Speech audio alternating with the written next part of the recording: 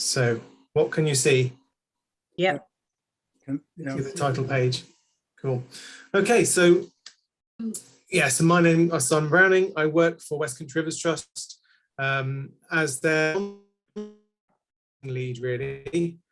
And I'm going to talk to you today mostly about our volunteer monitoring scheme, West Country CSI, which has been running for about 6 years now. I think we're probably into our 7th year. Started off very small as a pilot on the Tamar and is building gradually. It's good to see quite a few familiar faces and also put some faces to some familiar names. I know a few of you on the call are taking part. But I'm going to introduce you also basically to the Rivers Trust movement quickly, share with you how we see the rivers, if you like, through an administrative point of view. It's how the Environment Agency carves up the countryside and monitors it. A bit about what the problem is around the threats our rivers face, and then obviously how you can get stuck in and help out. So Rivers Trust, West Country Rivers Trust, that's us in the green down in the southwest, obviously. We were the first Rivers Trust, formed 27 years ago now, I think. So actually relatively new organisations, really, in the sense of, the Wildlife Trust has been around for 100 years or more. But now the whole country, England and Wales, pretty much is covered with a Rivers Trust. So they're out there, and there's now an umbrella movement as well called the Rivers Trust, which does some great work, some of which I'll be sharing with you today. What's special about the West Country is we're very what we call surface water dominated, and that means we have a massive density of rivers and streams and ditches and all sorts of things. It's not the same in lots of parts of the country. You can see from there, as we get over into sort of Somerset, where the geology gets a bit more accepting of rainfall, water tends to soak into the ground more. But over our side, where we're hilly and we have lots of granite and impermeable geology, water very quickly forms streams and rivers on the surface. So you're never far from a river or a stream. And this also means that a lot of the pollution, a lot of any stuff that's left lying on the landscape very quickly makes its way into the river system. So we really think of rivers as a spatial thing, not just a linear thing. It's not just that blue line over there on the map. It's all around us. And then this is what we call the Water Framework Directive water bodies. So this is how the Environment Agency started carving up the countryside 20 odd years ago now, when we first started the Water Framework Directive, and an EU directive treating our rivers as catchments. What you see there are all the water bodies that are sort of under the umbrella of West Country Rivers Trust, and that's 854 water bodies in total. If we zoom in a bit this is an approximation of the South Hams. Obviously the South Hams border isn't technically along the river catchments, but I've done my best to grab the water bodies that make up the South Hams. And so I've highlighted the main rivers there, and lots of smaller ones, as you can see. I think there's something like 90 water bodies in there. It says down bottom cycle 1. You'll see I'll come on to what that means in a minute. But this is how the place is divvied up, really, and how the Environment Agency in particular manage these catchments in terms of monitoring and policing and assessing the state of our environment. So pollution's changed a bit, I think, over the last 50, 60 years. It used to be this idea of toxic green sludge emanating from factories or pipes. It's not really that's not so much of a problem anymore now. Pollution tends to be all around us, and it's much more the kind of diffuse pollution we see that causes most of the problems. So you can see here, these are everyday sites you'll see as you poodle about the countryside, and they're actually what's effectively killing our rivers, by and large. So we've got urban runoff there, soil compaction, which there was an animation behind that. Here we go. So what that leads to is this what we call flashy storm response. So rather than the water soaking into the soil, into the ground, it rushes off very quickly. So you've probably noticed after heavy rain, the river channels shoot up really, really quickly, and then actually drop down as quickly. So 2 or 3 days later, it's as if the rainfall never happened, except we have a load of sediment in the rivers. We have lost a load of soil from our fields and perhaps caused channel erosion. So it's a real big problem and really hard to fix, actually, unless you get right to the root of that soil condition. Sewage discharge and sewer overflows we've heard a lot about recently, and I'll come on to more of that in a bit.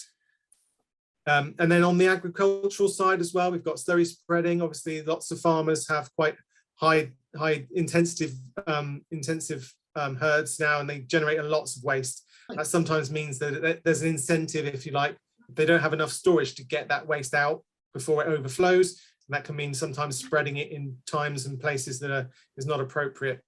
Pesticides, herbicides spread an awful lot on our farmland, and little things like those little incidental weirs, some big, some small, but they all have an impact on sort of stopping fish going about their business. And then, as you can see, their stock getting into rivers, poaching up the banks, causing erosion, defecating directly in the stream. So there's a whole catalogue of issues, fairly mundane in and of themselves, but in their thousands, ganging up, if you like, on our rivers and streams across the countryside. Now, my friends at the Rivers Trust have produced a report recently. I think this was just done the end of last year, and they took all the data that the Environment Agency have gathered across the country over the last few years, and they used it to understand what are the main reasons why our water bodies are failing the Water Framework Directive status, and they're all supposed to be good. And this is it in a nutshell. It's essentially, partly agriculture and land management, partly the water industry through sewage and sewer overflows, and then some of it is down to roads and road runoff. I don't know if you can see those numbers, they're all quite small, but I've sent on the link to delve into this report a bit more. What I thought when I saw this, and I've been doing this job quite a long time now, when I saw that, the one that stood out for me was this treated sewage effluent discharge, 43%. So whilst by sector, agriculture is the worst and water industry is second, by the activities, the highest single activity that's failing our rivers is treated sewage effluent discharge. So that's not your storm overflows, that's your day-to-day, 24 hours a day sewage gushing out of pipes. Now, to my mind, that was a surprise to me, because I expected that sewage is either treated, or the monitoring of those sewage effluent discharges is such that they're not causing a problem. But as you can see, they are the single biggest problem for our rivers, which I thought was very interesting. Delving into that a bit more, and this is where I'm getting a bit nerdy myself, because on the sort of start of the new year, I was able to access all the Environment Agency's data for 2021.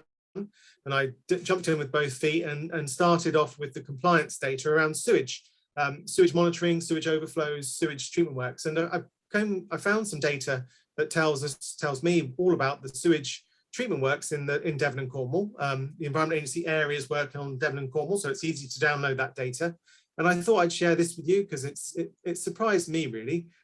In my sort of pseudo South Hams catchment area, I've got 55 sewage treatment works there that I've identified from the data. And alongside that data, it has the population equivalent. So you can see effectively the number of people whose waste they treat. And then the next slide here is also quite interesting. How many times they have to be sampled each year. Now, this monitoring is done by the water companies themselves. They call it operator self-monitoring. And it started, where are we now, probably 12 years ago, that the Environment Agency don't monitor the sewage treatment works. Thank you. Brilliant.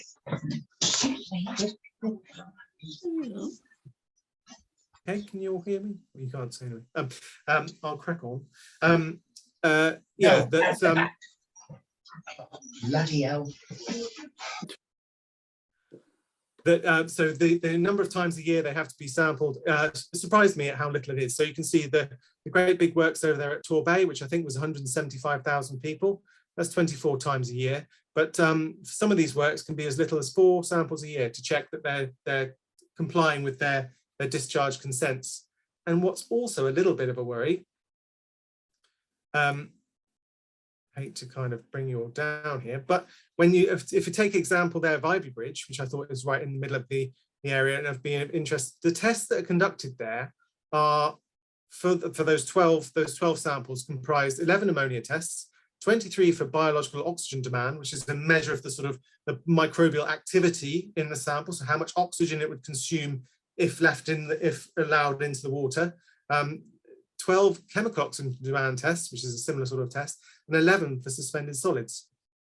And when you consider everything that's in the sewage, that's not an awful lot of testing going on. Yeah, just the very basic things that will kind of consume oxygen basically and kill fish. It's not looking at harmful bacteria or any of the other chemicals. Again, back to my colleagues at the Rivers Trust produced the map. Again, a lot of this data is technically open, you see, but you need to know how to find it to get it out. So what they've done here is they've taken all the CSO, this is the combined sewer overflow. So this is not the treated stuff. This is the stuff that spills out every time, not every time, but most times when it rains, heavy rain, and these will spill. And so what you can see there is, again, South Hams area with all the CSOs, the discharges, and how many times they spilled in 2020. I think if I can just go back, what's interesting here is there's the little works here, which is Holberton. And it doesn't really feature on this map. It's a tiny little works, you know, not doing much, nothing to worry about, except when you look at, it's over 100 spills a year. So even if it's a small sewage treatment works, you can't guarantee that it's having a small impact on the river. Often the smaller ones are in smaller, discharge into smaller streams, and they will often spill quite frequently. So that's the figures for Holberton, 112 times for a total of 969 hours. And that's untreated sewage, that's raw sewage. This quote I pinched out of the recent Environmental Audit Committee report, and it just goes to show that essentially poo is almost the least of our concerns in our rivers. There's a whole load of things in there. We'll move on quickly now to some of the monitoring and how the Environment Agency try and work out what status our rivers are in. They do a whole load of sampling. What you can see here is the tests that are done for the Water Framework Directive from 2013 through to 2019. You'll spot straight away that after 2016, they had a bit of a rest for a couple of years, and we're not really expecting another assessment until 2025, I think. So they've kind of gradually stopped or reduced the amount of the frequency with which they update these assessments. But you can see, whereas everything is supposed to be, the idea of the directive was everything would progress towards good by initially 2015, I think. They've put that back to 2027, but actually we're heading in the wrong direction for a lot of these things. You have the ecological test there, there's hydromorphological stuff, chemical stuff. What you'll notice here is this fail here, this is for the which comes out as poor for ecology and fails for chemical status. And the list of chemicals goes on, but you'll see that where it's failing is for mercury and for these polybrominated diethyl ethers. And that's what causes all of our rivers, every single one in the UK, in England rather, to fail the chemical status.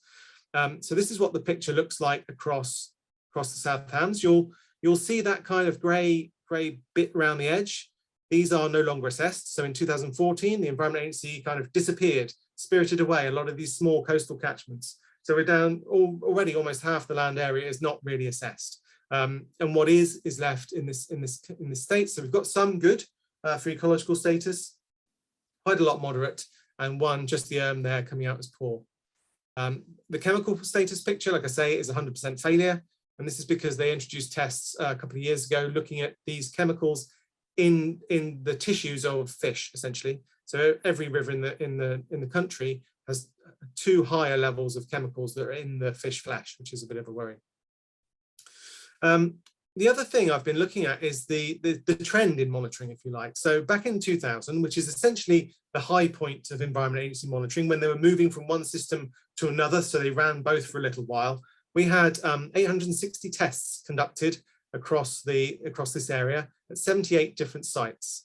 Now, an awful lot of those were in the Yelm. The Yelm qualifies, not entirely sure why, for a massive amount of monitoring, way more than any other catchment I found in the West Country. So much so that it really skews the averages. There were something like, I've got it written down here, in 2000, 133 samples taken at 12 sites. And then in 2021, where I'm going next, 192, nearly 200 samples. So on the graph in a minute, I've taken the Yelm out, but it's still included in this one, I think. So that's gone from, 860 down to 278 tests, and 78 sites down to 28. So you can already see massive gaps in the map where there's just no sampling being done, which kind of throws into question for me some of that information about the status of our rivers. How do they know when there's so little testing going on? So that's what that looks like essentially. You know, these are the number of tests. I'm using phosphate here because that's the most common test carried out. So phosphate tests carried out map onto a kind of surrogate for the number of samples done. 749 versus 86, and 66 sites versus 19 sites. And if you do the maths, that works out as 11 samples a year in 2000, down to 4 samples a year now. So I mean, honestly, with rivers as dynamic as they are, what can you really tell about with four samples a year? So on to the good news then. Our citizen science scheme is now really taken off, and we've had pretty good take up in the South Hams area. So these are some of the people we've been working with, and I know some of them are on the call, and hopefully many more groups will join us. You can see the map here. The coloured dots are surveys that were carried out in 2021. They're coloured by the group or the person who did it. So obviously their names aren't here, but you can tell if you were looking at this map, you'll probably be able to see your dots on there. So some fantastic people helping us do these surveys, and that's 477 surveys carried out now, and we're aiming for complete coverage. So we've brought back in these small coastal water bodies. We're aiming for 100% coverage, and so far we've got people in 33 of the 90. The white dots here, so we have to invent new sites, if you like. We're looking for a higher spatial coverage than the Environment Agency ever did, because we can use volunteers. We can have, essentially for free. So hopefully, the limit is just, how many people we can get interested in this kind of thing. Then just a bit about the scheme quickly. It's very easy to do. It's basically a 2-sided form that asks you a load of questions, just tick boxes about what you can see at the river. We're looking for all those kind of indicators. And then there's some water testing kit, again, very simple, looking at phosphate, dissolved solids and suspended solids. Again, really good indicators of these everyday problems that are causing our issues. You'll notice we're not able to look at that complicated chemical cocktail yet, but I would say this is just the beginning. With a massive uptake of people doing this, we had 300 people across the West Country last year do the surveys. Then we can start to develop new methods for looking at chemical contamination, looking at bacterial pollution as well, methods that are suitable for volunteers to use. So aside from helping us find pollution and get that addressed, get that raised up the to-do list, if you like, for people like South West Water and the Environment Agency, we try and produce these scorecards where we have enough data. And I think we did something like 25 last year. That was our first year of the scorecards. This year we've got something like 80 odd to do. So we're really building this scheme. It's really growing quickly. And this is kind of a year-on-year assessment of how the rivers and catchments are doing using our data. And that, thank you very much, is it for now. I can hang around as long as you like. Well, very comprehensive. Thank you. Thank you, Simon. Yeah, we've got time for a couple of quick questions. Jane might argue with me, sorry. Anyone got a question for Simon? Yeah. I can see other Simon has a question. Anyone else? No, let's go with Simon. Well, can I ask a quick one? After Simon, Tom. Let's have Sue, Simon, and then Sue, and then Tom. Okay. Thank you, Simon. Thank you. Fascinating talk. Quick question: are you expecting to see a big improvement in the monitoring situation as a result of the introduction of the new Environment Act? The background is a downward trend. So the Environment Agency, we know the Environment Agency plan to do less monitoring than they are now. Certainly on a national scale, the program is really stripped back, and it's then only local focus monitoring that's investigative. So it's no use for kind of that state of the environment reporting. There were some good things in the Environment Bill, yes, particularly about monitoring water quality upstream and downstream of sewage discharges. And there is a lot of data out there already. It takes a bit of practice to get your head around it, and that's what we're trying to do now. And actually, we're trying to produce guides that will help groups and people everywhere get to grips with that. So I hope to see many more people requesting permit data from the South West Water. So it's about. Sorry, just to clarify, I wasn't talking about the volunteer effort. Is the government going to do more monitoring? Is there going to be a pickup in that, or is that not something? No, that was more the angle. That's not what I was getting at all. They are asking the water companies to do a bit more, and they, in terms of, so at the moment, sewage discharges are like the emergency overflows, the storm overflows. The only thing that's measured is the start and end of those spills. They measure nothing about the volume. They measure nothing about the quality of what's in there. And so what they will have to do is measure the water quality upstream and downstream of those discharges. The fudge that they managed as well. So there was uproar when that bill first came out, and they were just going to ignore the whole sewage issue. And the amendments to say, you know, they must reduce the use of those overflows was actually watered down. So what they are committed to is reducing the impact. Now, the interesting thing there is assessing the impact of an overflow. The onus is on the Environment Agency currently to do that. You know, they have to prove there's a negative impact. You'd think it would be obvious, but you know, no. And the Environment Agency are already swamped investigating thousands of these CSOs, and they have a very small team to do it. So that's why I'm talking to them about how we can help with our scheme, particularly looking at things like that, showing the impact of CSOs. And we do get great results. You know, just on Monday, I was helping essentially move on 4 or 5 pollution issues where I was able to kind of move that to the right person in either the Environment Agency or South West Water. So it is having an impact. Thank you. Sorry, Simon, we need to move on. Sue, very quickly, if it's a quick question. You're on mute.